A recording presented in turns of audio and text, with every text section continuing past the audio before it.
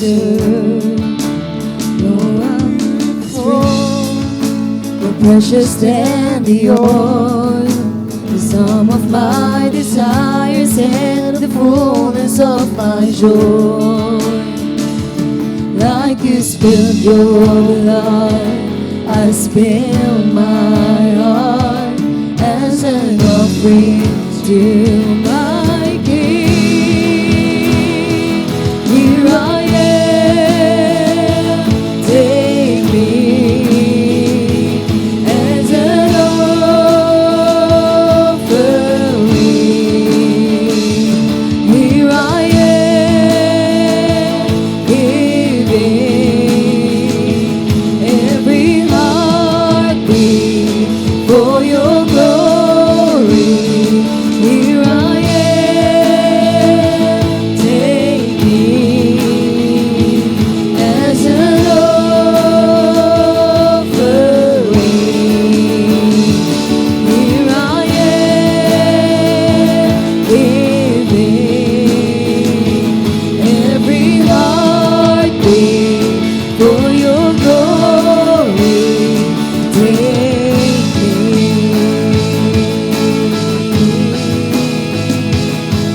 Oh, have your way, Jesus. This time that I have lived is all I have worth. I lay it at your feet, Lord. It's less than you deserve. And though I've been astray, and though my days are few, you gave your life for me, so I will live my life for you. Like you spilled your blood, I spill my heart as an offering to my King. Here I am, take me as an offering.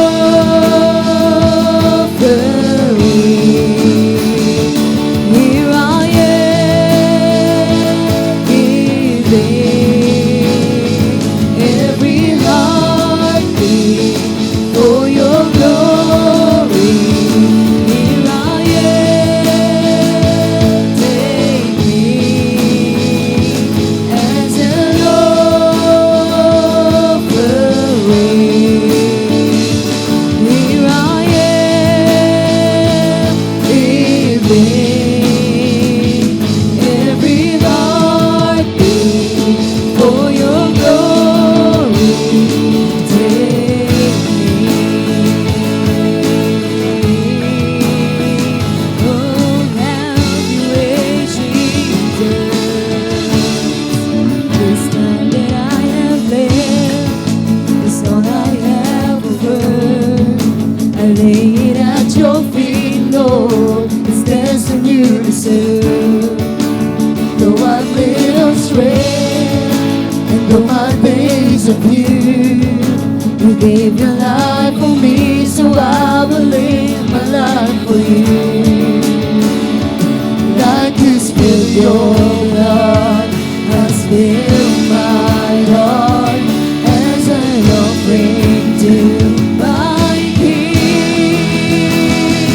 Here I am, take me as an offering.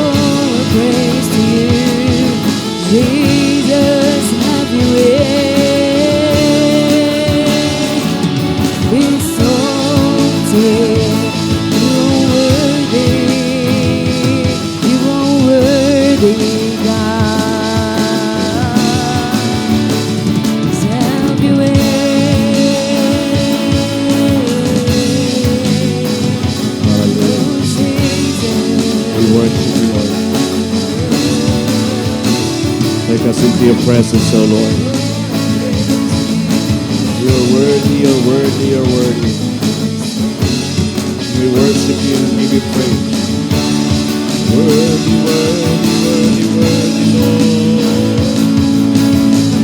Oh, you're worthy, Jesus. You're worthy, Abba Father. You're worthy, Holy Spirit. Have your way.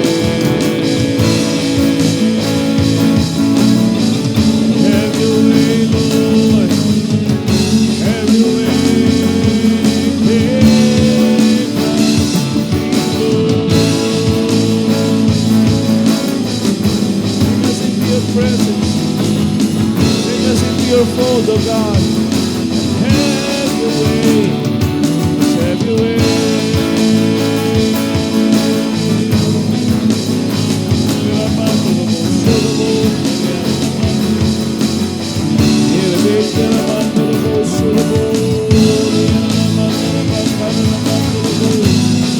We worship you, we honor you, bless you, we glorify you, Lord.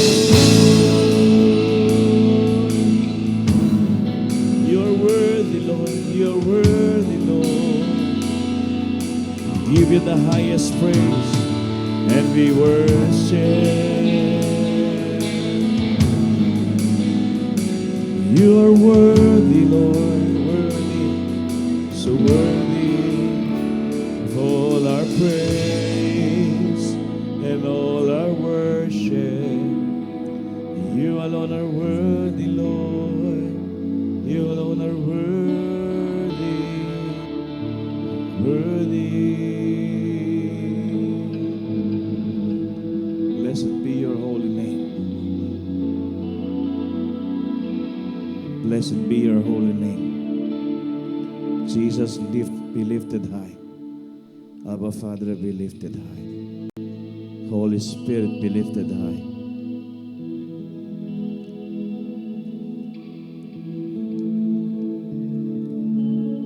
Help us to be soaking in your presence. As here we are giving every heartbeat of us. It's yours and yours alone, God. Let there be humility. Let there be submission. Let there be love that comes from you. Spirit of the living God, take over our hearts. Let it be right and pure before you. Have your way tonight, God. Malaya kang kumilos sa aming kalagitnaan. Mangyari ang iyong kalooban. May sakatuparan ng iyong gusto. Nakita namin, Panginoon, ang iyong kalooban na nakapangyari sa mga buhay po naming lahat. Hindi yung aming mga sarili, kundi yung sa iyo. Malaya kang kumilos sa buhay po ng bawat isa. Habang kami nagpapasakop sa iyo, nagpapahawak sa buhay nito. Alam namin may pagbabago. Pero pagbabago niyan para sa kabubuti, kagaganda ng buhay na ito. Panginoon, sama-sama kami sa lugar na ito. Na nagnais lang na itaas at tangal ang iyong banal na pangalan. Kapasalamat kami sa pagkakataon binibigay mo sa amin para magkatipon-tipon kami sa gawain katulad na ito. Maging ang mga puso, Panginoon, pinagsasama-sama mo, pinagdidikit, pinagdudugtong mo para mapagkaisahan namin ang iyong mga pamamaraan at ang iyong kalooban. Hindi kami maging estranghero at hindi kami maging malayo sa Diyos na nagdadala sa amin ng mga pamamaraan para mas lalong kami mapalapit. Lord, help us to draw ourselves near and closer to you. Malaya kang kumilos ngayong gabi, makapangyari ang iyong kalooban. Ano man ang mga salita, hindi babalik sa iyo ng walang kabuluhan. Hindi lang kami nandito para magkaroon ng impormasyon, kundi kaming lahat ay tumanggap ng iyong mga revelasyon. Mababago ang aming mga buhay. May aangat ang aming mga posisyon. Salamat, O Diyos, sa pinagpalang gabing ito. Dalangin ko, Panginoon, pangunawa mula sa banal mong Espiritu. Puspusin mo po ang bawat isa sa amin. Tahiniwala kami sa pakikisa at pagmalakas mong pagkilos sa aming mga buhay, magiging obvious, Panginoon, ang supernaturals mo sa aming mga buhay. Salamat, O Diyos, naniniwala kami ang pagsasama-samang ito'y pinuno mo na ng iyong mga pagpapala. Purihin ka sa pagsasama-samang ito. Tinatalaga namin ang lahat-lahat sa iyo. Tinatanghal ka namin, pinupuri ka namin, tinataas ka namin, dinadakila ka namin, niluluwalhati ka namin, at ikaw lamang aming Diyos ang nais namin parangalan sa aming kalagitnaan. We bless you, we honor you, and we thank you. In Jesus' name we pray. Amen and amen. Hallelujah. Good evening, church. So before we all sit down, go around and shake somebody else's hands. Sabi mo, pinagpala ka.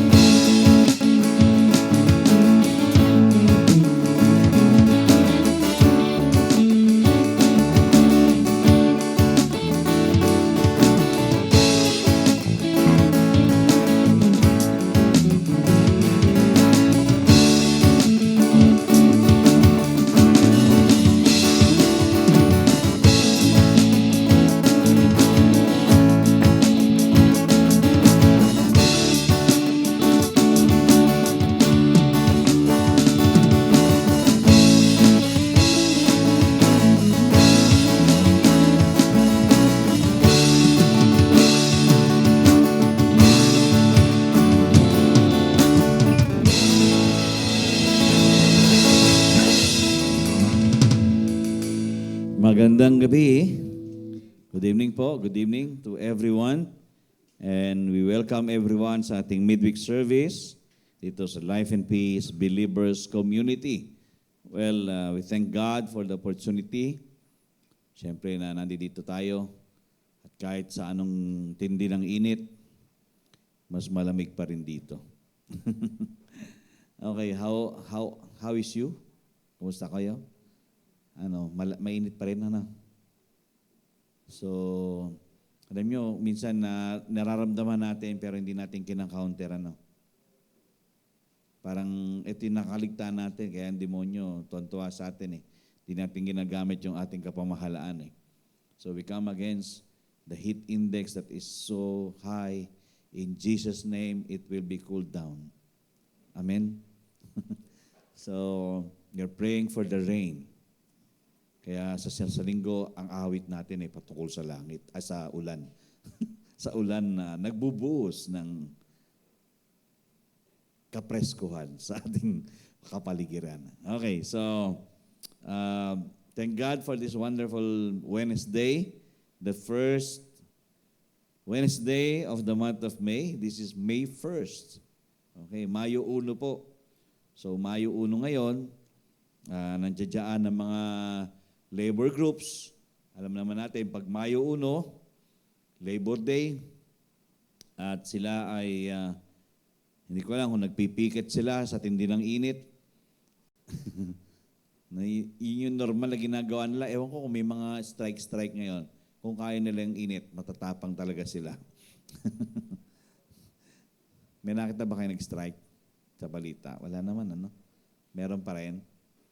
Meron sa amin, sa lugar namin, merong mga nagmumosiko doon sa kabilang subdivision. Parang mula kaninang umaga, sabi ko, anong selebrasyon dito, ba't may musiko? Magaganda naman yung tugtog, hindi naman punebre.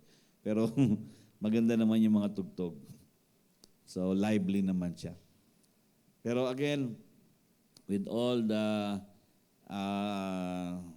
weather change, we are still preserved and protected by our God. Amen. Kinikip pa rin tayo ni Lord sa mga ganitong sitwasyon. And we believe we will be kept preserved. Yun po naman ang Panginoon. Pag-iingatan niya tayo. At sabi ko nga ako, ginagawa ko, pag alam kong mainit at parang natutuyot ako, inom kagad ako ng tubig. Pero hindi po natitigilan yung pawis Parang dire-diretso yung pawis. Para kung may gripo sa katawan, okay lang, basta mahalaga na pinagpapawisan ka, no? So okay lang yung pagpawisan, minsan ka lang lumagkit Okay. Ewan ko, sa gabi, yung iba siyempre, ngayon, ito yung panahon na tataas ang singilan sa kuryente kasi halos walang patayan ng aircon. Pero okay lang. Minsan lang sa isang taon nang magbabayad ka ng mataas. Tama ba? Summer kasi, mga 2-3 buwan na mataas ang babayaran mo. Pero we really need to anticipate yung mga buwan na ganito because really, it is really different. No, sa Dubai nga, bumaha Sa Saudi, di ba, bumabaha rin. So, may mga abnormalities ang earth. But, ang Diyos hindi po abnormal, normal pa rin siya sa atin. So, He is still treating us the same way He's treating His children. He preserves and protects and provides and helps. Ganun pa rin po ang Panginoon, He never fails. Amen? Amen? So, hindi po bumibigo ang Panginoon. Well, ilan po sa mga events po natin this month of May. Siyempre sa Saturday, ang unang salbo ng Mayo ay meron tayong Ladies Fellowship sa May 4. Okay? May 4 na po yung ating Ladies Fellowship. Please invite everyone, even your neighbors, your friends, your enemies.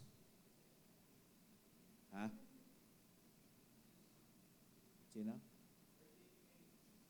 O nga pala, birthday ni May pala yan, araw na yan. So, wag niyo imimiss siya, May 4.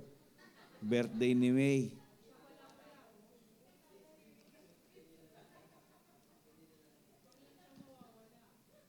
And then nandiyan dyan yan. Maghahanda yan eh.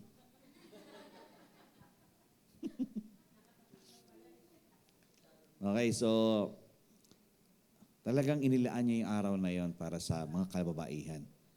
Sakto yun. Bibigyan niya kayo ng oras, even though that is her special day. But it will be special for her to celebrate it with you. Yan. So, yan. Ladies Fellowship po, sa Sabado, huwag niyo pong kakaligtaan yan. Okay, mag-invite po kayo. Maganda po na nag-i-invite. And then sa May 6 to 8, Monday to Wednesday, that will be our prayer and fasting. And we are grateful to the Lord kasi we see great miracles, no?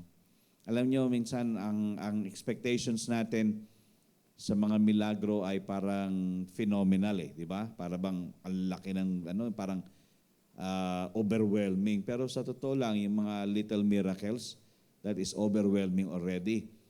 When there is a work that God is doing in the lives of people, in the relationship of people, and it is a miracle that we have always been praying for, always been believing for. So, we keep on praying and we never stop praying. At maganda rito, sinasamahan natin ang pag-aayuno. Kaya mas, alam natin, mas malalim at mas epektibo. So, Monday to Wednesday, 7 p.m. po yan. 2 araw online. Tapos 3 araw ay dito. Okay? Yung ating conclusion. And then May 11 and 25th ay Youth Fellowship, yung Philos. They will have their fellowship 4 p.m. Those Saturdays ng date na yan, May 11 and 25. And then May 18, at ito po'y dalawa, pero pinagsama na po sila, ang Young Adults at ang Kingdom Builders. Now, as much as possible, we encourage everyone to be a part of Kingdom Builders because everyone is a Kingdom Builder supposed to be. Amen? It's not an accident. Bakit ganyan ang pangalan ng ating ministry? It is because we believe that we today we are all called to be kingdom builders because we are all kingdom citizens. Amen? So bilang isang citizen ng kaharian ng Panginoon, we are responsible to build it. But again, it's not just us who's building it. It is God who's giving us the ability, the wisdom, the capability para makapag-build ng kanyang kaharian dito sa lupa, gaya ng sa langit. So be a part of our Kingdom Builders May 18, Sabado din po ito, 4:00 ng hapon. And then May 25, it will be our Men's Fellowship once more. Mainam po yung pagsasama-sama ng mga kalalakihan. At as in, we just don't sit there and just eat there physically, but we eat a lot spiritually. Parang simultaneous to, habang kumakain na itlog ng nilaga, kumakain din ng salita ng Diyos. Pero again, ang sarap po ng pagsasama-sama ng mga kalalakihan. I tell you, yung desire ko talaga na mga kalalakihan dito sa LPBC mas maging malalim. Hindi ba yung shy type ba? Sama maging aggressive, tumatayo bilang lalaki, una siyempre sa pamilya, tapos siyempre sa gawain ng Panginoon. To which, ang Panginoon ay tumawag ng mga kalalakihan. Siguro rare ka makakadinig sa Biblia na woman of God, but there are a lot of man of God. Tama? So, Men's Fellowship, 8:00 ng umaga, May 25. At yung pong ating Family Summer Saya, LPBC Summer Saya, will be June 15 and 16, and we are accepting payments. Okay, so as of now, there are 74 pa yan, nandiyan dyan, but may less pa yan. 84 na.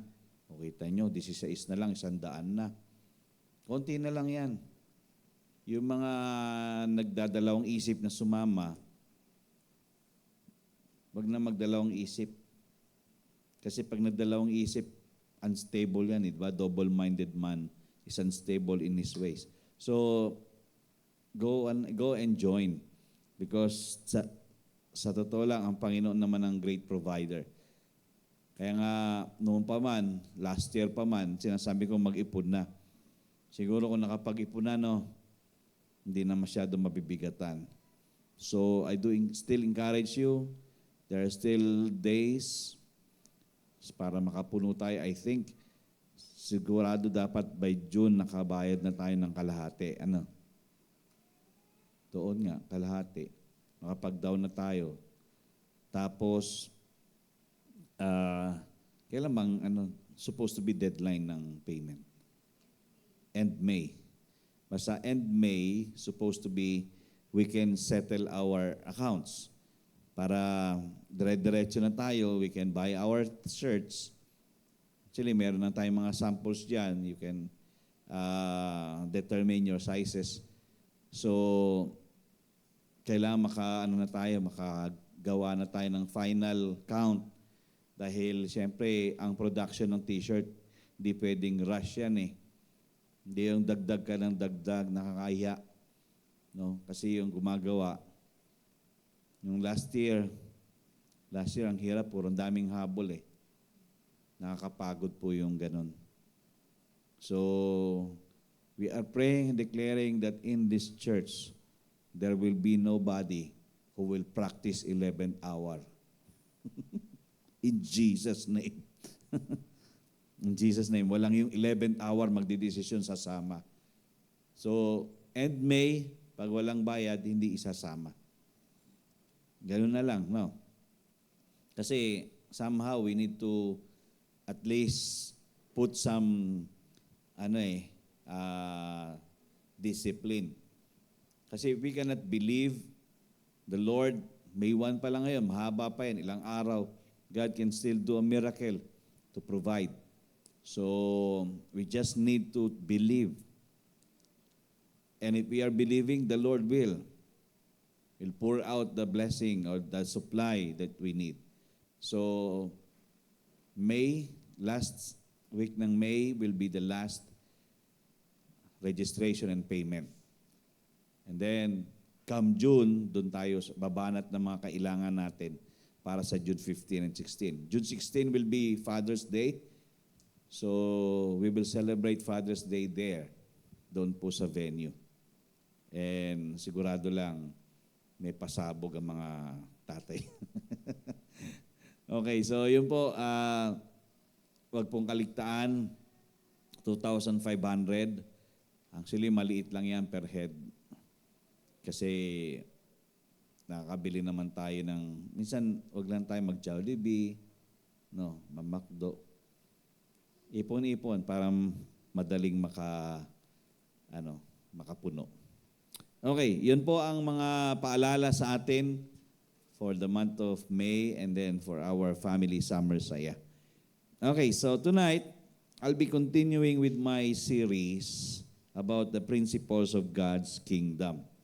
Okay, so ito po yung karugtong ng ating pinag-uusapan last Wednesday, the kingdom concept of culture, yung kultura. Sa totoo lang, ang panahon po ngayon, madali mong ma-detect kung anong klaseng kultura meron ng isang lugar. Diba? Sa mga Kapampangan. Sa mga Kapampangan, ang kultura ng mga Kapampangan ay magarbo sila sa lahat ng bagay. Ang mga Batanggenyo, ganun din. Pag kinakasal, buong baryo, pati kalakip baryo, ay, tsaka puro lechon. Kultura yon. So, nakikita natin yung kultura ng mga dito sa Laguna. Ano ba ang kultura ng Laguna? Parang hindi masyadong palasang ang ng Laguna eh. Palakain lang yata ang mga mahilig lang sa kain eh. Tuntua ako sa isang TikTok eh. Sabi niya, kilala niyo ang Laguna kapag nagsalita ang mga taga-Laguna. Walang Diyo!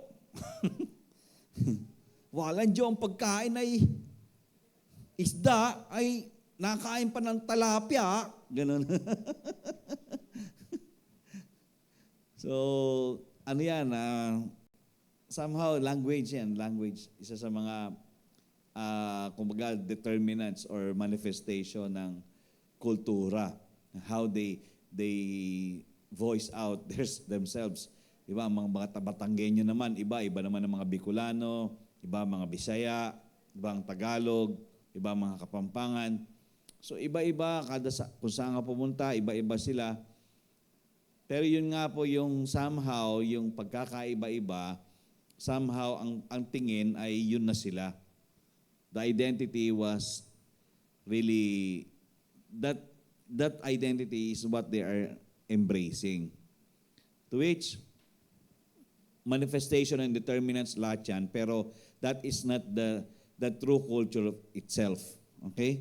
So tonight, we'll be talking about the continuation of the cultures or manifestation of the cultures we have last Wednesday. So ito muna, tignan po natin ito. Bilang mga citizen o mamamayan ng kaharian ng Panginoon, isa sa mga dapat prominent and tawag dito, display ng ating kultura ay ito. Galatians 5:22-23. Okay? Since we have Jesus Christ in our life, then we are carriers of the fruit of the Spirit. Okay, sabi nga, but the fruit of the Spirit is love, joy, peace, long-suffering, kindness, goodness, faithfulness, gentleness, self-control. Against such, there is no law. Okay? The fruit of the Spirit, it's not fruits, ha? It's a package. It's in one. Ibig sabihin, it was been loaded or downloaded to each and everyone who received the Lord Jesus Christ. So ikaw at ako, we are supposed to show what is the fruit, which is the package itself that is in us already. Okay, yung love, siyempre, the greatest of all is love. You can have faith, love, and hope, but the greatest is always love, di ba? So love, ano ba ang meaning sa atin ng love? Ano ba ang meaning ng love kay God? Ano bang pagmamahal ang dapat natin pinakikita? And I was telling everyone na the first manifestation of love is forgiveness. Okay, forgiveness. And I'm grateful to the Lord kasi last Monday, di ba nag-announce ako last Sunday na merong kaming aatinan o meron tayong imbitasyon na umattend sa isang service, healing service dito sa San Pedro. So, straight from Malabon, we go there, kami ni Saleng, kami dalawa. And I thank God kasi, ewan ko pero itong mga Chinese Malaysian, it really has an attraction to me. Okay, meron sa aking attraction yun. Alam niyo kung bakit? Kasi they are all sold out to the giftings of the Spirit. Okay, they are not shy, they are not shying away, hindi sila nahihiya, express ang giftings ng Holy Spirit. So when we went there, nandoon kami, ang ikli lang nung kanyang shinare, as in maikli lang. I think mga 15 minutes lang. Tapos after he shared, he make an altar call. Tumawag siya sa altar. At ang mga tinawag niya, those who are suffering from any pain or anything that disturbs the physical body. So, nagpunta, si Salim pumunta rin doon. So, I was just praying, just interceding, kasi nasa dulo kami. I was just praying, interceding, Lord, I know there will be manifestations. And true enough, there are manifestations. There were manifestations. So, yung bingi ba yun? Yung isang tenga? She was able to hear.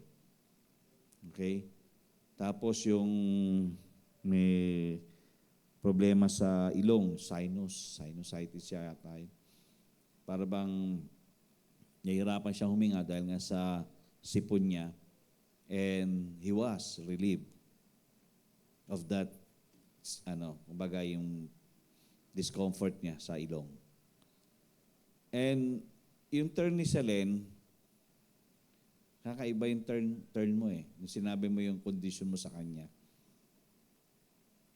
Somehow, yung preacher, Tommy ba pangalan nun? Pastor Tommy? Bait talaga ni Lord. Tommy talaga yung dinala ni Lord. Bait talaga ni Lord.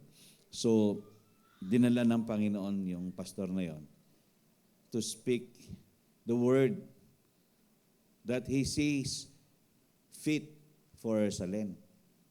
And nakakatawa kasi it was all pure love. And the suffering is because of lack of it. Okay? Ibig sabihin, you suffer because you lack the love. Okay? Na, ano may sinabi sa'yo, ma? Forgiveness, release. Again, paulit-ulit yun. Kaya nga, delikado talaga tayo kapag hindi tayo nagpapatawad eh. Tapos pag binubuksan natin yung mga dating sitwasyon, babanas pa tayo, hindi tayo makaka-get over. Lalo tayo magkakasakit. Ito, fruit of the Spirit, love. This is the main thing that holds this other fruit together. The love is the main thing because God is love. Okay? And then, out of love, sabi nga nun, there is joy. When you love, you know that you are not mindful of anything that will bring you sadness or sorrow. You will be joyful. Kasi wala kang iniisip na pressure and stress di ba? So you will be joyful in your heart. There is a pure heart. When you have a pure heart, there is joy in you. And then there is peace. Kampante ka sa lahat ng mga nangyayari sa buhay. Kahit na alam mong may mga pinagdadaanan ka sa buhay. God is in control. Long-suffering. Long-suffering is that you can last long in the suffering. Because there are people who are quitting during the suffering, even though it is still short. Maikli pa, anticipated nila, they cannot do it. They cannot make it. Diba?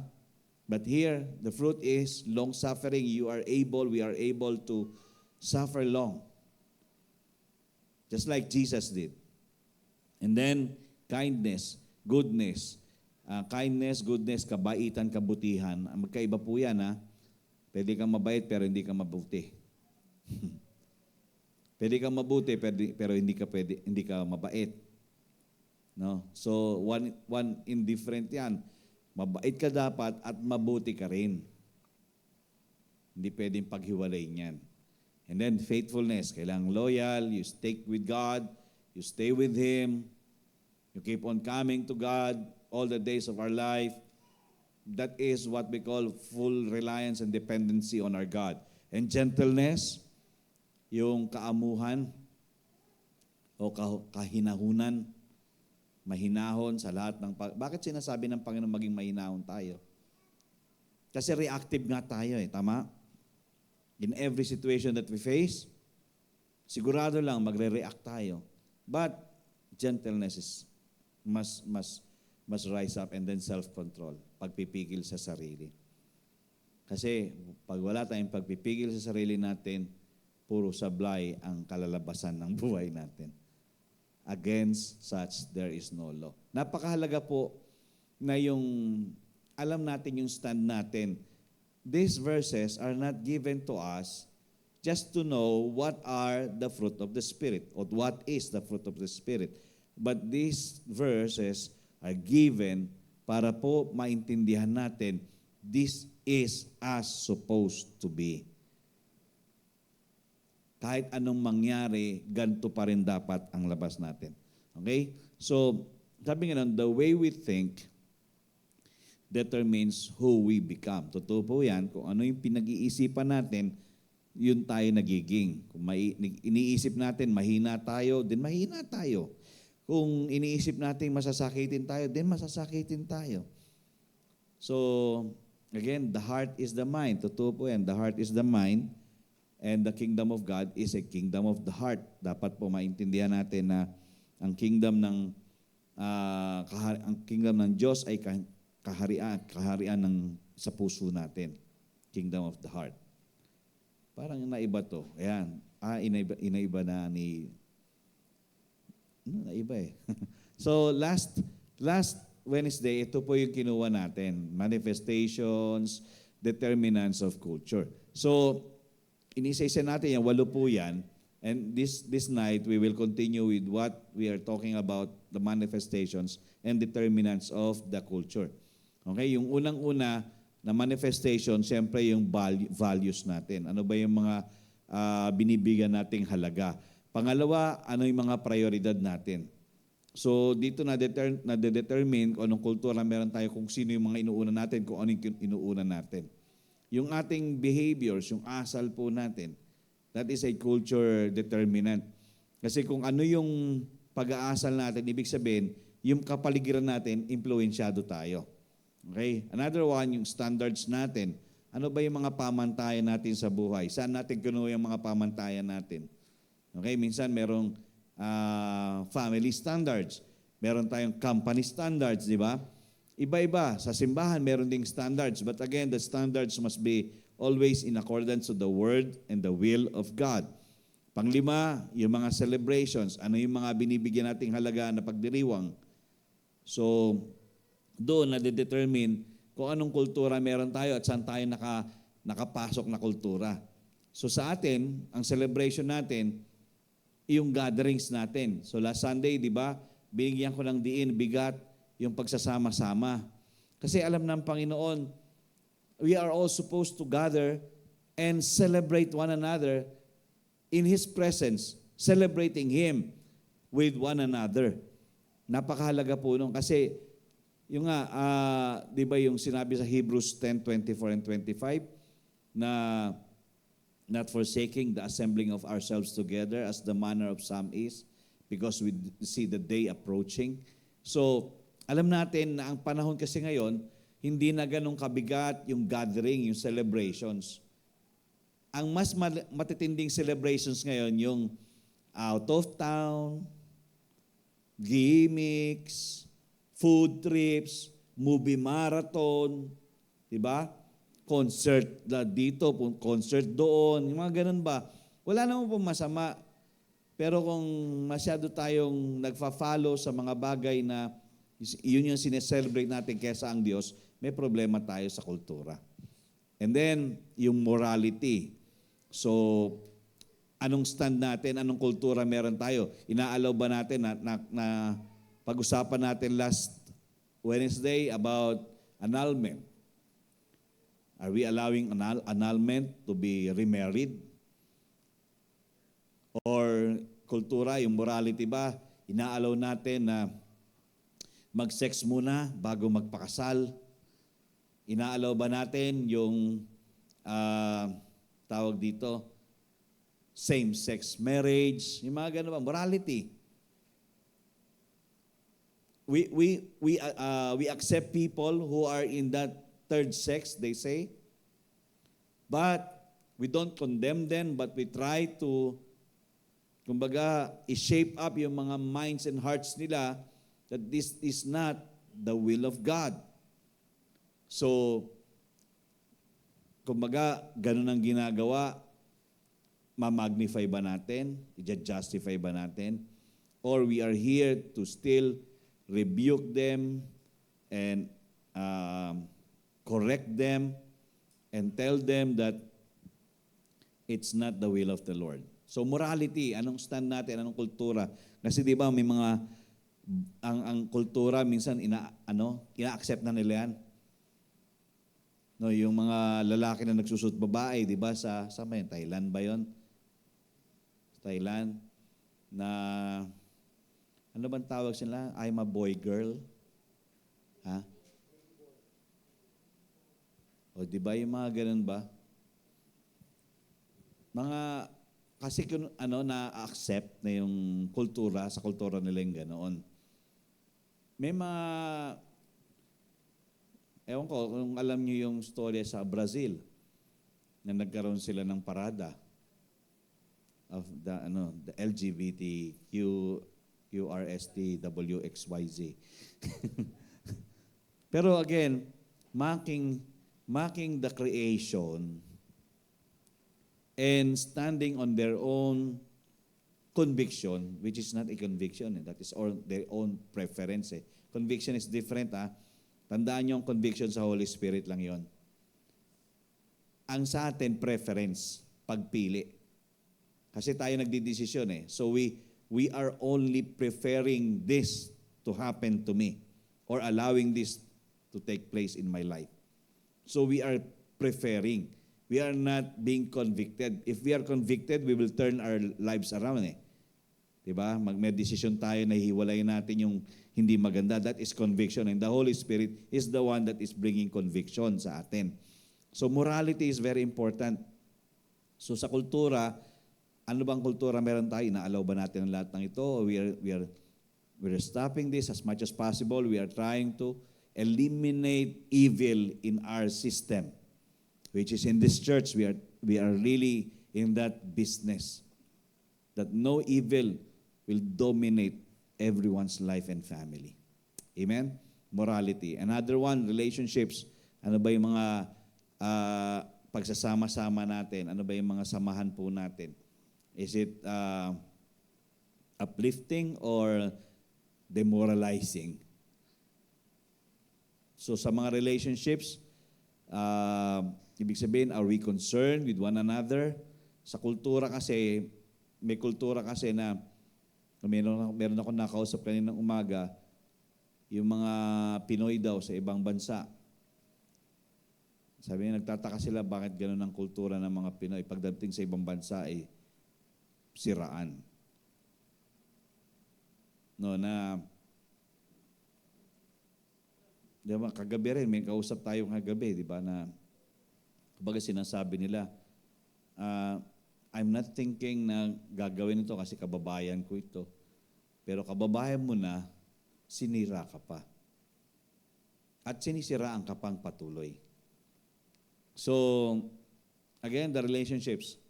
How do we handle the culture that we have? Sa loob ng tahanan nagsisimula ito Anong klaseng samahan meron sa loob ng tahanan? So, that is another manifestation. And that is yung number 8, yung mga ethics, yung mga tawag dito, mga standards din ito As ganun din sa standards. Yung ethics natin, are we taking advantage of somebody? O katulad dito sa atin, alam niyo, sa simbahan, hindi tayo tama yung ethics yun. Hindi ka mamingwit sa ibang aquarium, na may aquarium. Alam niyo, ang maganda sa sama ng Binyan Pastors Movement, merong dalawang simbahan halos magkatabi. Okay? Nandito lang yung kala Bishop. Yung isa, parang siguro 5 houses away, may simbahan na kasunod. Pero membro din ng Binyan Pastors Movement. So, with all due respect, pag napunta ang membro niya doon, ituturo bumalik ka doon. At kung napunta naman yung membro niya dito, ituturong bumalik ka doon. Di ba maganda? That is ethics. Ibig sabihin, oo, dagdag sa numero, dagdag membro. Pero again, there is a church near you na doon galing yung taong yun, na hindi naman nagpaalam ng maayos. Kasi we value one another. Ibig sabihin, we don't take advantage of. Bakit ka umalis doon? Tapos sinabi, masama loob doon sa pastor. Ganun talaga ugali nun. Parang nag-second demonyo ka pa. Di ba? Ethics, ibig sabihin, you know where you stand. Kung anong tamang prinsipyo na dapat tayuan. Ibig sabihin, you don't let other people be affected by your actions. That is ethics. Okay? And then, we will go with this. Tandaan niyo po itong phrase na to, o sentence na to. The battle for earth is the battle for culture. Nandito tayo sa lupa. So there are cultures that we have already adopted. Kaya nga, on earth, we are in the battle. Battle for what? Battle for culture. And God now is trying to bring to us His culture, the kingdom culture, yung kultura ng kalangitan. Pero dahil sa mundong ito, marami nang nailagawa, no, nakagawian na ng mga kultura. So, nandoon talaga yung pakikibaka. So, hindi tayo exempted, tayong mga nandito na ngayon. Hindi ganun kadali na magkaroon ng transformation. Even though we say there is a transformation that needs to happen, but transformation is really hard. Just like a paru-paro, di ba? Di ba yung, ano ba tawag doon? Metamorphosis? Hindi ganun kadali kasi magagaling ka sa caterpillar, tapos malalagay ka sa mako-confine ka sa isang lugar na ang tagal-tagal mo nando doon, hindi mo alam kung ano mangyayari sa'yo, but when you go to those times na mahirap, but you know, yung mahirap na yon will come out a beauty. That is transformation. There is a process that we all need to go through. Kaya nga sa battles natin araw-araw, we have to fight our battles for the kingdom culture that we are in right now. Bilang mga mamamayan ng kaharian ng Panginoon, we are to insist, this is supposed to be the culture that I am living right now. And this will cause my surroundings to be affected by the life that I am trying to live by the grace of God according to the culture that the kingdom is giving me. So yung standard ng Panginoon, yun na yung ginagawa mong standard, pamamaraan mo. Okay, so we'll be talking about the last 8. No? Medyo mahaba-haba po ito ngayong gabi. Pero gusto kong makuha niyo po, no, na ano po ito mga additional manifestations ng kultura, yung mga determinants.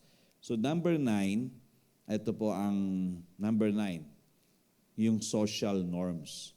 Ano ba yung mga normal ng society na kinabibilangan mo ngayon, natin ngayon? So whatever is regarded as normal in our society reveals our culture. Kung ano yung normal na sa ating sosyedad, yun na yung kultura natin. Kung dito, sa simbahan, ang kultura natin ay magmahalan at ang concern natin ay katuwiran, kaayusan. Yun yung kulturang yun ang magiging norms natin. So dahil hindi nga normal yung ating kultura na na-adapt, ngayon, ginagawa niyang normal para naka-align tayo sa kalooban niya.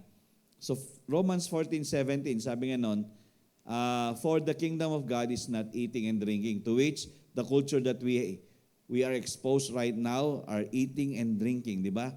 Kain, inom, magsasayahan. Ang gusto ng Panginoon, the things that God wants us to enjoy or to do as citizens of the kingdom is we need to be in righteousness and peace and joy in the Holy Spirit. So gusto ng Panginoon na yung katuwiran nanging ibabaw sa atin. Alam naman natin Matthew 6:33, di ba? But seek first the kingdom of God and His righteousness.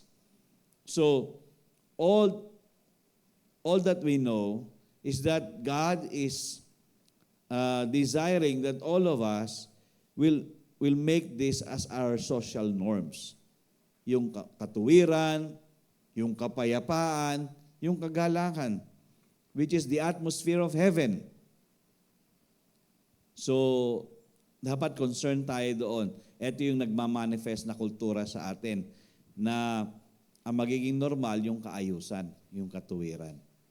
Alam nyo, ang hirap lalo na may baluktot na sistema, To which, sa mga kapulisan na aking hinahawakan, minsan they are having so much doubt. How can this system be changed? Lalo na't paiba-iba daw yung PNP chief. So ngayon, ang PNP chief natin ay nandoon sa IN. Dati, previously, yung mga PNP chief natin ay born again. So nandoon yung push, yung aming weekly MBK swim o My Brother's Keeper. So yung My Brother's Keeper is that helping one another to improve in the character to which God has given us. So yung karakter ng Diyos yung gusto nating mahubog sa mga ating kapulisan. But again, the change of leadership, it affects. Nagkakaiba ng kultura. So may gantong pamamaraan. Simula nung naging presidente si Ramos, doon nabuo yan yung My Brother's Keeper. And from that season until today, it was being implemented. But again, because of the changes, there is no continuity. Kaya nga dapat maging continual experience yung kultura sa atin, yung pamamaraan natin mababago. So, katuwiran, tapos kapayapaan, as much as possible, di ba, sabi nga nun, live peaceably with all men. Yun ang gusto ng Panginoon, that we all live peaceably with all men. We are not trying to argue with people, even though there are people who will trigger us na maging argumentative, debatative. Gusto natin palaging debatihin yung mga tao. Pero again, for the sake of peace, we keep ourselves silent. And I thank God because God is teaching us these things. When there are people who are trying to disturb your peace, stay peaceful. Amen? Hindi mo kailangang mag-retaliate, mag-react, even though ka-react. Pero again, by the Spirit of God, let it be, kumbaga, masuppress sa atin, mawala sa atin yung ganong heart na hindi tayo peaceful. And then the joy. Mahalaga po, joyful tayo. Iba po yung happy lang Yung happy, pwede kang happy ngayon, mamaya sad ka na Pero yung joy, continual experience po ito. Kahit na anong nangyayari, joyful ka pa rin. Ibig sabihin, alam mo may bigat, pero alam mo, pag may joy ka, hindi ka nabibigatan. Kasi malinaw naman ang sinabi ng Bible, the joy of the Lord is our strength. If there is the joy of the Lord in us, then we know we are strong. Whatever happens, we stay strong. So that is the kingdom of God. That is supposed to be the social norms of every one of us. Okay? And then, pang-sampu, ayan, yung mga manifestation, yung dress code natin. Okay, how we dress, sabi nga nun, speaks volumes about our values and ideals as well as how we feel about ourselves. Kung ano yung sinusuot natin, it speaks the culture that we have. Dito sa atin, ngayon, nauuso na, ewan ko ba, no? But may mga lugar kasi na tawag dito, yung mga tao ay halos nakahubad na. Dito nauso sa atin yung crop top, di ba? Tsaka yung mini-mini. Mini na mini. Tapos, dahil nga mainit, nauso rin ang spaghetti. Pero alam niyo po ba, yung kultura kasi, yung nga nababago, nadadagdagan, nawawala na yung tamang mga kultura. Diba sabi nila, yung mga matatanda, nakikita yung mga bata, sasabihin, nung mga bata kami, hindi kami ganyan. Tama ba? Bakit sila ganyan na ngayon? So naiiba yung kultura na, kumbaga, imbis na bumuti, sabi niya nung dati kami mga panahon namin mga kabataan, wala kang makikita kahit na ano sa amin, balot na balot kami. Ngayon, skinless. Ang longganisa. Sabing ganun. So, ibang-iba na. Naiba na yung kultura. Yung impluensyado ba, nababago. So, dress code is very important because it speaks volumes about the values that we are giving importance. And then, sabi nga nun, 1 Peter 3:3-4. Actually, this was addressed to the women eh. Dahil ang lalaki, pag nag-iba ng suit yan, hindi lalaki yan. Okay, sabi nga nun, tingnan niyo po yung 1 Peter 3:3-4. Sabi nga nun, do not let your adornment be merely outward. Okay, yung pagdadamit mo ay puro panlabas lang. Arranging the hair, wearing gold, or putting fine apparel. Rather, let it be the hidden person of the heart with the incorruptible beauty of a gentle and quiet spirit, which is very precious in the sight of God. So, ang concern natin, ang dapat binibihisan natin yung sarili natin sa kabutihan, sa kaayusan. Yun yung true beauty. Kasi di ba may mga sa pageant, may tanong, what to you is the true beauty? Di ba? May tanong na gano'n, what to you is the true beauty? Nasasagot naman. Pero again, it is always supposed to be the hidden person of the heart. Meaning, you take notice of the Christ that lives in the inside of you. Because when you are too concerned of Christ, you will dress well. You will dress decently, not indecently. Okay? Wala tayong problema. Pupunta sila dito, magsisimba, kahit anong suot nila, okay. Pero again, when the conviction comes, the dress should be changed. Nakita niyo na ba ako, nag-preach ako dito nakasando? That is never decent. When you come to the Lord, in His presence, you give your best shot. You just don't come because I want to come. And everything else is my preference. When you come to the presence of the Lord, it is His preference, not your preference. It is His conviction. So kung magdadamit tayo kasi gusto natin i-impress si Lord, hindi i-impress yung kapwa natin na nandito. Kaya nga, pag nagdamit ka, Panginoon, tama ba itong damit ko? Baka mamaya papa-impress ako sa mga kasama ko, pero sa iyo, hindi naman aprobado. So dress is very important in culture. Kaya nga, dito sa atin, ang daming nag-impluensya sa atin dito. Di ba? Western culture. Di ba? European culture. Ano pa? Chinese culture. Maraming kultura ang nakakabit sa atin. So, ang sinasabi ng Panginoon dito, wag puro panlabas ang iyong kagandahan, kundi yung dapat, yung nasa loob, pinagaganda mo. At pag maganda yung panloob mo, lalabas din ito, makikita rin ito sa labas. Okay? Number 11. Yan. Yung foods, yung kinakain natin. Food has always been a cultural distinctive.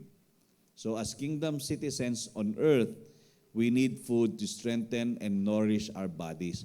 But we also need heavenly food to nourish our spirits.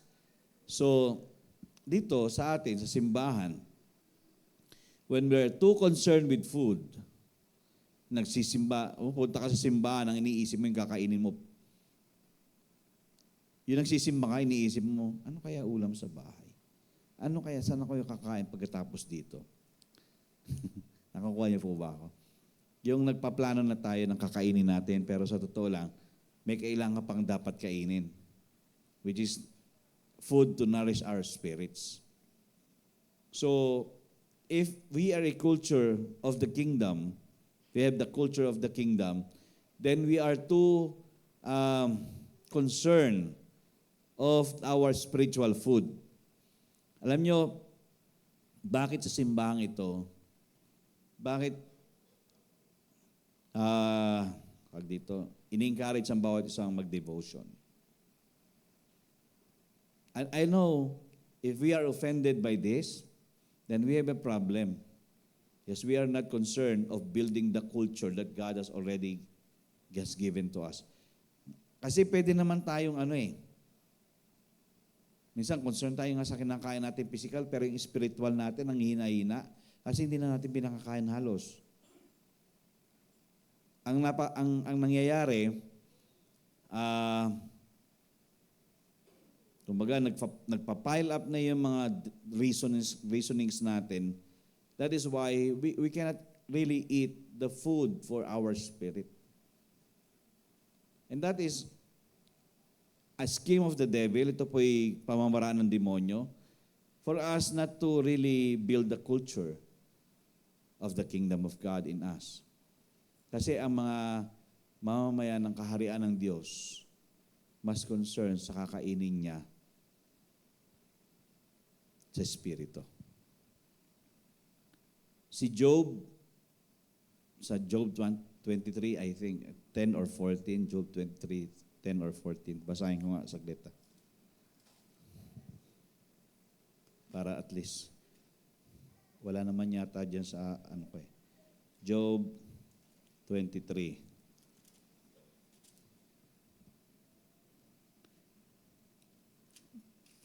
Verse 12. Job 23 verse 12. Tingnan niyo po kasi si Job is regarded as a righteous person. Okay, he is a righteous person. Bakit? Tingnan niyo po, sabi nga nun, yung kultura ng Panginoon, kultura niya. Sabi niya, siya nagsalita nito, I have not departed from the commandment of His lips. I have treasured the words of His mouth more than my necessary food. Ano yung sinasabi niyang my necessary food? Sa katawan. Pero yung tinitreasure niya, yung binibigyan niya ng mayaman sa kanya ay yung salita na galing sa Diyos. I treasured the words of His mouth more than my necessary food. So minsan, disiplina lang talaga yung kung paano tayo magtitreat sa ating mga spirituality. So kultura dapat to na nabubuo sa atin. Kaya yung mga tao pupunta rito, ang simbahan nyo, dead serious sa relasyon sa Panginoon. Kasi everybody is having their devotion. And what we are sharing in the community catch-up is always also sharing devotion. And ngayon sabi kong ganun, sa panahong ito, nakikita natin yung ganda ng ginagawa ng Panginoon sa mga salita niya. Even though there are times hindi natin naintindihan, pero sa totoo lang, when you ask the Spirit, the Holy Spirit will let us know. So, hayaan natin yung kultura natin ay kulturang kumakain palagi ng pagkain sa Espiritu. Amen? Okay. Ano ba yung nilagay ko dyan na verse? Yan. Matthew 4:4 tsaka John 4:34. Sabi gano'n, He answered and said, It is written, man shall not live by bread alone. Okay, physical bread ito. But by every word that proceeds from the mouth of God. And then John 4:34, sabi gano'n, Jesus said to them, My food is to do the will of Him who sent me and to finish His work. So my food, ang pagkain ko ay gawin ang kalooban niya na nagpadala sa akin dito at tapusin ang kanyang pinatatrabaho, pinagagawa sa akin. So, I pray really na makatch natin ito, yung kultura na ang pagkain ay mas lamang ang spiritual sa araw kaysa yung pagkain physical. Yung pagkain physical, pinaikli ng buhay natin. Tama? Okay? So, another one. Number 12. Sa mga determinants and permits, kung ano yung binibigyan natin ng laya o hinahayaan nating mangyari. So, we reveal our culture by what we permit. Kung ano yung ating binibigyan ng kalayaang mangyari sa atin, binibigyan natin permiso. So, sabi nga nun, as kingdom citizens, tandaan niyo po ito we have the authority to bind and loose.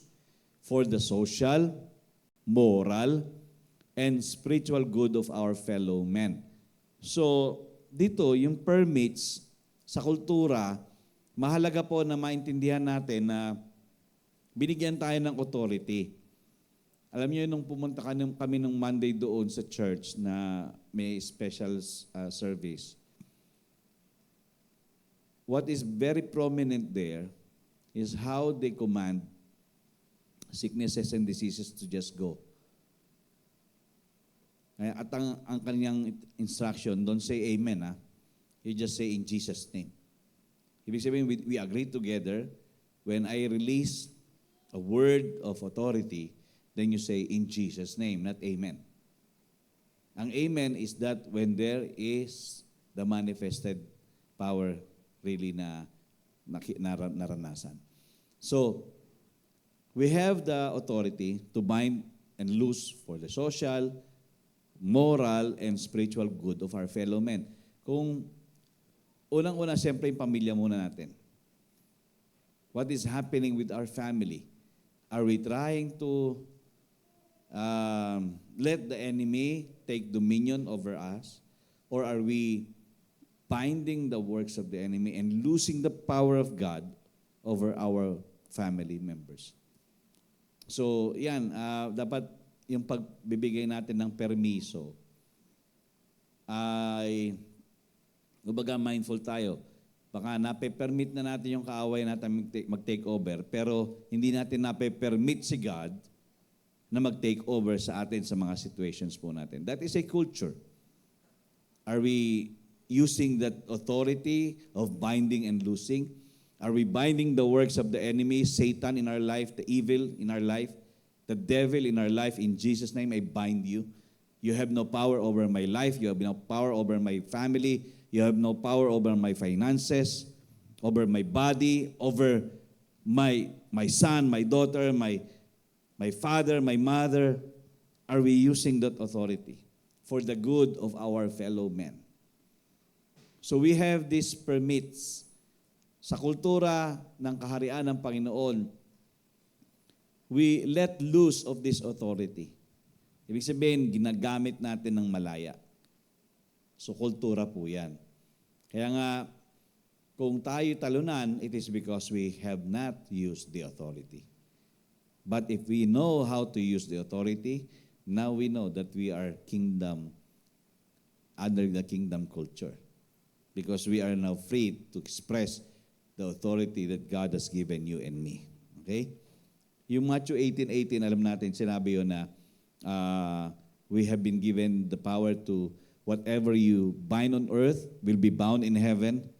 Whatever you loose on earth will be loosed in heaven. Yun yung sa Matthew 18:18. Pang-13 ay acceptance. Ano yung tinatanggap natin? Okay? Our culture is defined also by what we accept. Ano ba yung mga tinatanggap natin? Tinatanggap ba natin talunan tayo? Tinatanggap ba natin mahina tayo? Tinatanggap ba natin mahiyain tayo? Tinatanggap ba natin masyadong mababa tayo? Pero hindi ko naman sinasabing magmayabang tayo. Kumbaga, when we humble ourselves, God is the one that will lift us up.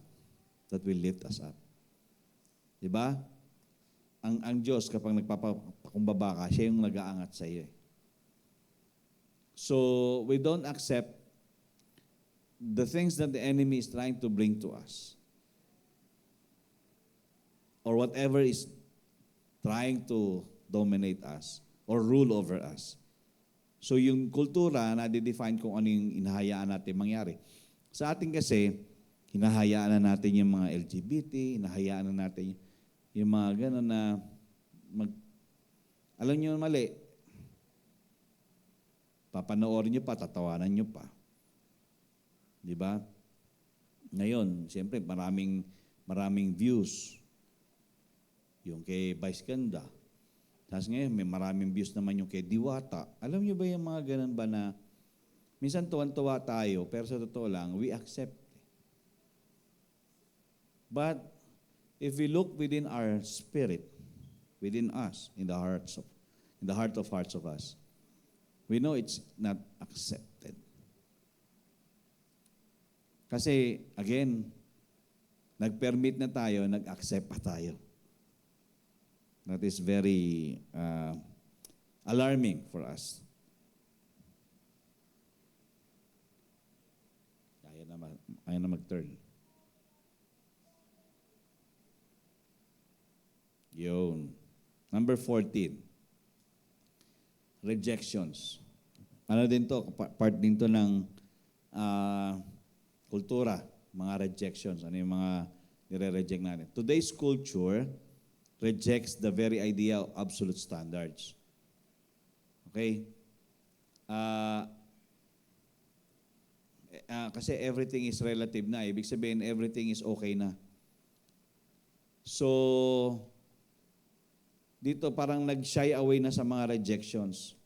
Alam niyo sa atin, sa panahon ngayon, kasi sinabi ng Bible, hindi lahat ng bagay ay permissible. Ibig sabihin, hindi dapat ina-accept. Dapat talagang ire-reject mo. Pero ire-reject mo yung mga hindi ayon sa standard ng Panginoon. Sabi nga ng kingdom culture, on the other hand, rejects relativism in favor of the absolute standard of the unchanging Word of God. So if some things are right, then other things are wrong and must be rejected. So we are supposed to let the Word of God rise up in us and reject the things that are not in accordance with the Word of God. That is why faith is not rising up or growing. It is because we don't reject the other standards that are not God's standards. Okay? Sa kultura, kung anin nire-reject mo, ibig sabihin, yun yung ayaw mong papasukin sa'yo. Which is marami naman sa atin na ganyan. Sa ibang mga lugar, may mga nire-reject sila. Di ba? Saan ba yun? Dito sa Tondo, hindi pwede ang mga ganito. O katulad sa Saudi. Sa Saudi, nire-reject namin ang mga LGBT. Pero ngayon, na-accept na rin. Pero sa totoo lang, pag na-discover nila, iba di ba? Meron silang karampatang parusa. So, if those things are continually rejected, the things that are not right, that is not morally right, then it's a good thing. But if it is accepted na, then talagang nagulo na yung yung sosyedad. Okay? So rejections, we need to understand that we need to learn to reject. Okay? And then tignan niyo po yung Matthew 12:30, sabi ganon, he who is not with me is against me. And he who does not gather with me scatters abroad. So dito, sinasabi ng Panginoong Hesus, kung hindi akin, ay galit sa akin, kalaban ko. At siyang, kumbaga, nag-gather para sa kanya, ay nagpapakawala rin para sa marami. So ibig sabihin, yung uma-accept, accepted. Pero yung mga nagre-reject, rejected. Okay? Kaya nga, we cannot say na we lived in this life that we neither accept or reject our God. That is the condition of a lukewarm believer. Pag sinabing lukewarm believer, carnal. Hindi pwedeng yung nire-reject ni God, ina-accept mo. At ina-accept mo ang kumbaga, hindi gusto ng Panginoon sa iyo. Kumbaga sa atin, we really need to be strong in our decision. If we are rejecting something that is not accepted by God, we are supposed to be rejecting as well. So if God hates sin, then we need to hate sin. Tama? Amen? Okay, so yan. Tapos number 15, distinctions. Ano ba distinctions? Culture manifests also in our distinctions. So, pag distinctions, ibig sabihin, nakikilala kung ano yung prominent na ginagawa. Okay? So sa atin, kung tayo nasa kaharian ng Panginoon, kultura natin ay dapat what is distinct in us is our faith or being a saint. Okay? Yun ang distinct sa atin. Ibig sabihin, kung talaga tayong pinaging banal ng Panginoon, dapat manatili tayong banal. Kaya nga, di ba tayo nagtataka na ang born again ay criticized? It is because we are not in that right distinctions that we are supposed to be. Yan ba mga Kristiyano? Grabing magmura, lulutong. Grabing uminom, lango. Diba? Di ba yung mga ganun? Grabing tumanggap ng suhol. Yan ba mga Kristiyano? So, alam niyo yung distinction is that if you are known to be who you are, now being in the image of God and called to be children of God, then we are supposed to be one. We are not supposed to be, kumbaga, pwede ako sa liwanag, pwede ako sa dilim. Sabi nga ng Ephesians 5:8, for you were once darkness, but now you are light in the Lord. Walk as children of light. So that is our distinction. We are children of light. So then we are supposed to bring light, and we are supposed to light up our life. Naba yung kanta nila? Yung, you light up my life. You give me hope to carry on. So, if we are children of light, then we walk as children of light. Distinction po yon. Kaya nga ang tao, tawag dito na naguguluhan na. Kala ko ba mananampalataya yan? Diba? Kala ko ba Kristiyano yan? Bakit ganon? Kung makareact, kung makareact, grabe. So, testimony. So, it's all about our testimony. Okay, number 16. 16 is quality standard. Ano ba yung mga quality standard natin? Kasi, pwedeng sa simbahan, we can be many, but there's no quality. Nakakuha niyo po? Pwedeng marami tayo, pero yung quality ay wala doon. Ang kultura, nadidistinguish, nagmamanifest kung anong quality nung samahan na yon. Okay? Kingdom citizens should always be on the cutting edge of excellence, leading the way for everyone else rather than following in the world's wake. So dapat we are supposed to be the standard of this world, not us adopting the standard of this world. To which, ganun na ang nangyayari. Kanina, may nadinig akong isang komentaryo. Sabi niya ganun, wala namang problema na ang mga bata natin, pinag-aaral natin.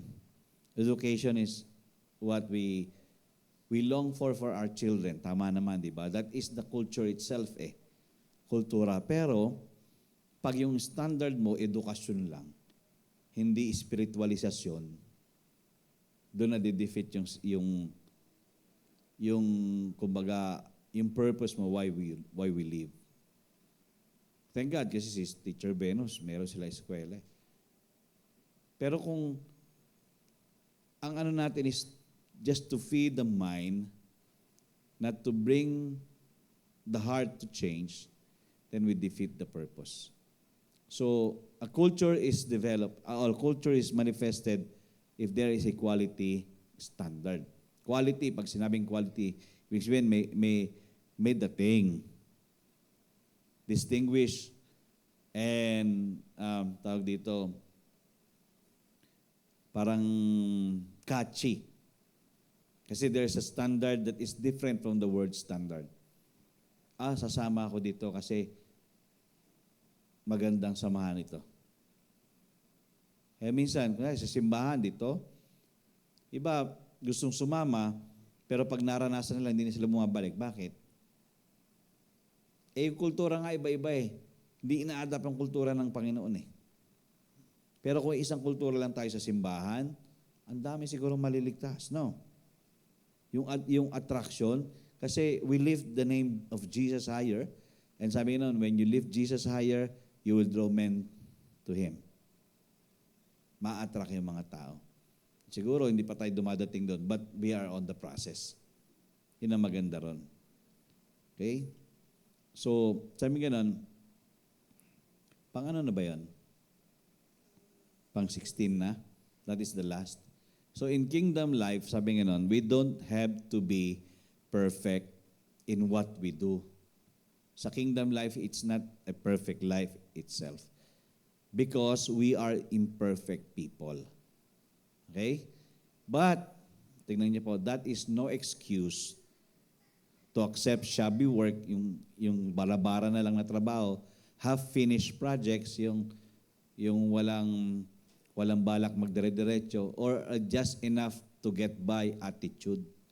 Hindi excuse yun para pabanjing-banjing lang tayo. Wala tayong effort na maging talagang totoong mananampalataya ng Panginoon. So sabi nga nun, our King demands our best. We cannot really bring the culture of heaven here on earth if we are not giving God the best. And He deserves nothing less. Sabi nga nun, for this very reason, it should be our joy to give our very best to the King and to give it freely and willingly. Not para bang wini-withhold natin ito. Nire-require na tayo ng Panginoon ibigay ang buhay natin sa Kanya, pero pinagdadamot pa natin. Kaya hindi siya makakilos ng maluwag at hindi nabubuo ang kultura ng kaharian dito sa lupa, gaya ng sa langit. So, 1 Thessalonians, the last scripture here, 1 Thessalonians 2:11 to 12, the New King James Version. Sabi nga nun, as you know how we exhorted, tandaan niyo po ito as you know, we have already known how we exhorted and comforted and charged every one of you as father does his own children. Puro paalala, parang tatay sa kanyang mga anak, that you would walk worthy of God who calls you into His kingdom and glory. So, we have already known, but there is a plea that we would walk worthy of the call of God in us to His kingdom and glory. And this life, if it is not glorious, it is because we are not still adopting the culture of heaven here on earth. We are still a stranger of who we are in God. Ang gusto ng Panginoon, ipagsiksikan natin yung buhay natin sa Kanya, na siyang magsasaayos nito. At kapag ang buhay natin nasa Kanya, alam natin ang kultura na bubuo na. Kaya nga, maganda na we are really adopting the culture of the kingdom of God. Dito sa atin sa simbahan, yun talagang desire ko, Panginoon, let it be that everybody here in this church will really be a citizen of heaven, having the culture of the kingdom of God. Known. Not covered, not hidden, but known. Na masasabi nila, kahit na yung iba na sa labas, makikita nila, seryoso ang mga ito sa Panginoon. Because yun naman ang dapat meron tayo, di ba? Seriousness with our God. So, encouragement ko sa bawat isa, nalaman natin ng mga kultura o yung mga manifestations ng culture. Let it just manifest in us. 16 yan, pero hindi ganun kadali na i-absorb lahat ng mga bagay nito. 16, pero kung iisa-isahin mo, meron ba akong value? Meron ba akong behavior? Meron ba akong standard? Meron ba akong ethics? Meron ba akong ganito, ganyan? Yung social norms ko, yung aking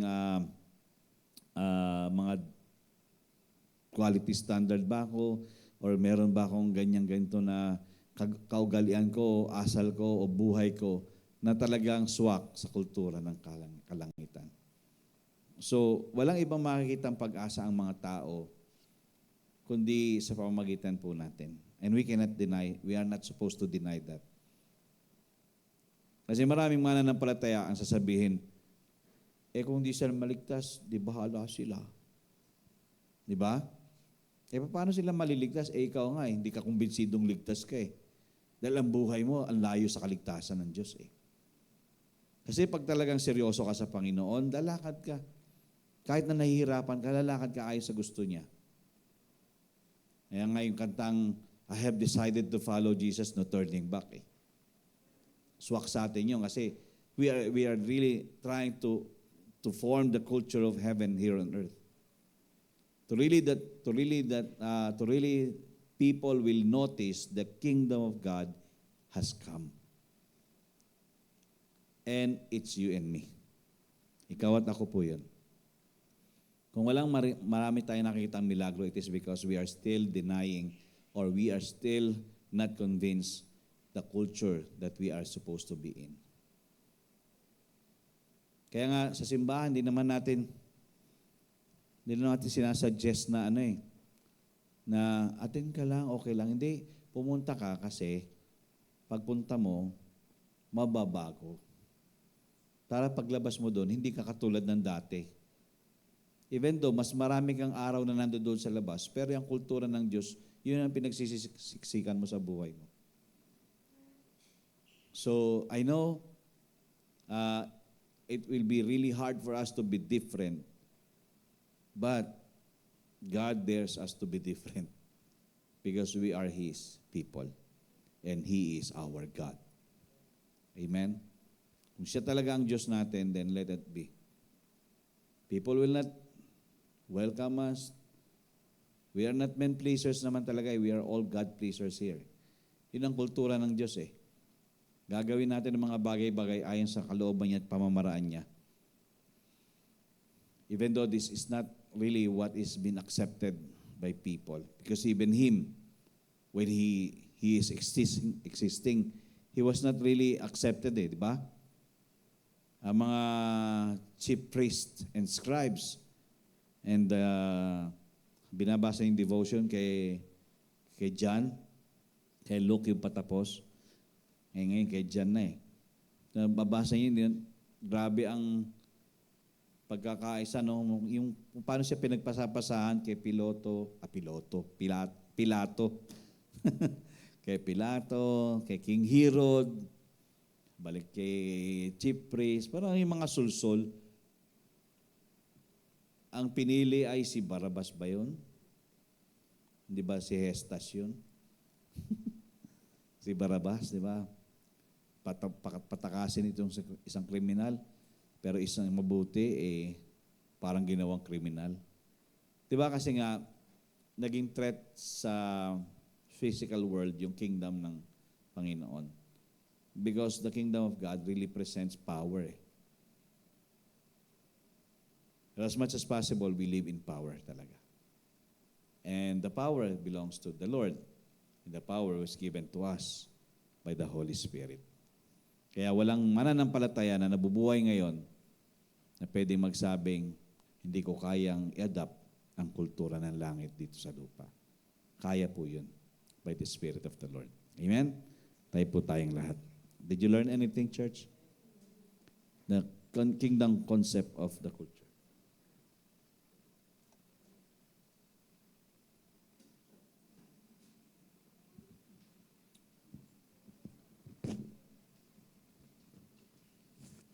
Hallelujah. Let's honor the Lord with our tithes and our offerings.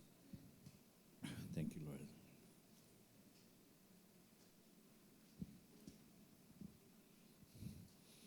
Kasi yung mga katuruan ganito nakaka-overwhelm, no? Kasi na-open up tayo sa mga bagay na hindi tayo ganun dati. Pero ngayon ginagawa niya tayong kung sino ang gusto niya sa atin, kung ano maging dapat tayo. But alam natin na all these things that we need to accomplish for Him is for our advantage always. It is rewarding. This is much more rewarding because we are all investing treasures in heaven. Kaya nga, mas mainam po talaga na we are dead serious in our walk with the Lord in these days, because what people are saying, what other ministers are saying, these are the last days, or we can say these are the last hours. Ito yung mga huling oras, and suddenly we know the Lord will come. The Lord will come back and take us to His fold. So why not show Him to the world in this life na binigay niya rin sa atin. Hallelujah. Let's bow our heads and close our eyes, tayo po'y manalangin. Heavenly Father, we thank you for the revelations once more. We all know you are too concerned sa amin to live this life doing your will, living the life as citizens of heaven, and showing the culture of heaven here on earth. If we think na hindi namin kaya, yes. But the Spirit of the Lord is with us. And you even promised that your grace is sufficient for each and every one of us. And if we are reasoning na hindi namin kaya, we don't want to be deceived anymore. Because within our heart of hearts, there is such a confidence na binibigay mo sa amin, able kami. Sabi mo nga sa Ephesians 3:20, that you, God, can do exceedingly, abundantly, above and beyond what we can think, say, or imagine, according to the power of our Lord Jesus Christ. So Lord, what we cannot, you can for us. I pray, God, that we can just be dependent, fully dependent on you, and have confidence in you, God, in every way. Thank you, Lord, for your revelations tonight. Salamat na mga kapahayagang ito ay kapakinabangan sa amin. Dahil as much as possible, ayaw mo, Panginoon, kami malinlang ng aming kaaway. Dahil minsan tingin namin kami yung weakest link. Pero hindi naman pala. Kami pala yung champions. Kami pala yung magdadala ng champions din sa iyo. So Lord, in this church, Life and Peace Believers Community, believing and declaring, Lord God, that everyone will be living the culture of heaven here on earth. Whatever we permit, Lord God, will be done by you. And whatever we don't permit, you will never allow. And thank you so much, O God, dahil we are now on the process of achieving the quality that you want us to have. The quality of being a believer of the Lord Jesus Christ, and no doubting and no turning back. Mangyari ito, Panginoon, sa pamamagitan ng tulong mo rin sa aming lahat. Panginoon, tulungan mo kami na palaging maging mapagparaya, mapagpasakop, araw-araw sa buhay nito, sa mga harapin naming problema, pagsubok. Alam namin kaya kasi kasama kita, kasama ka namin. Hindi ka nga nangiiwan, hindi ka nagpapabaya sa amin. Palagi kang nandiyan, handang tumulong sa aming lahat. At alam namin, Panginoon, sa pamamagitan mo, palaging panalo ang aming buhay. At higit sa lahat, Panginoon, hindi kami mababansot. Lalago kami, Panginoon. Magmamature kami. Hindi na kami katulad ng dati. Na hindi na kahit na anong dumating na mga pagsubok ay namumove pa kami. Pero Lord, we are now established. We become immovable. We are strong.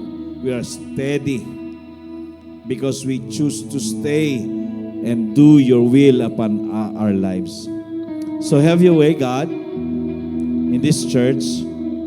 Every individual, every family, I pray that the Spirit of the Lord will bring so much conviction. I pray that the Spirit of the Lord will arrest hearts. I pray that the Spirit of the Lord will free up those who are in prison. And by the Spirit of the Lord, we were all made to be more than conquerors, rising up to bring the light of God in this dark world. So Lord, we will walk as children of light. This is your will, and it will be done. Thank you so much, Lord God, for such a wonderful time in your presence and in your word. Lord, your word will never return to you void. It will be prospering to whom you have sent it. Sa pagtanggap namin ng mga katotohanan ito, alam namin mananagana sa amin ang lahat ng ito. We will never reject. We will never neglect because your people perish because nagkakaroon ng lack of knowledge. And we also reject these things. But now, God, I'm praying and declaring and believing that in this church there will be no rejection.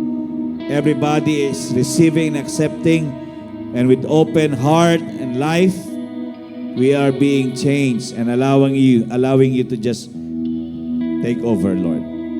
Salamat sa iyo. Ang simbang ito ay mapupuno ng mga milagro at himala mo. Mananagana, Panginoon, ang iyong malakas na pagkilos ng iyong kapangyarihan.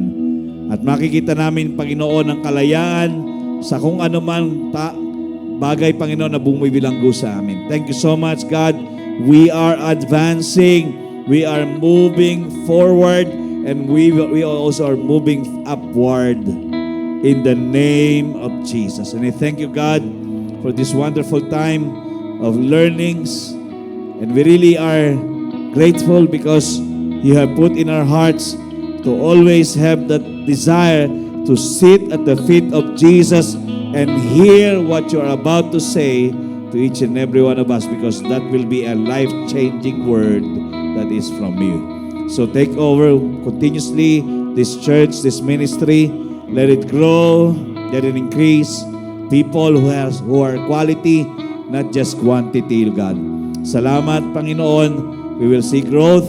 We will see stability in each and every one. We thank you. We bless you. Even the offerings and the tithes, these are already multiplied and already made to increase. Be glorified in our midst. We thank you. We will go safe from this place and from our homes. Thank you, God, for the blood of Jesus that is covering each and every one of us. To you we give honor. To you we give all the glory and all the praises. In Jesus' name we pray. And everybody says, Amen and Amen. Amen. Maraming salamat po. Again, thank you for joining our midweek service. You are the blessed of the Lord. You are a great blessing. And your life will be a great blessing to many lives. In Jesus' name. Amen. Amen. Thank you so much. We love you. See you Saturday.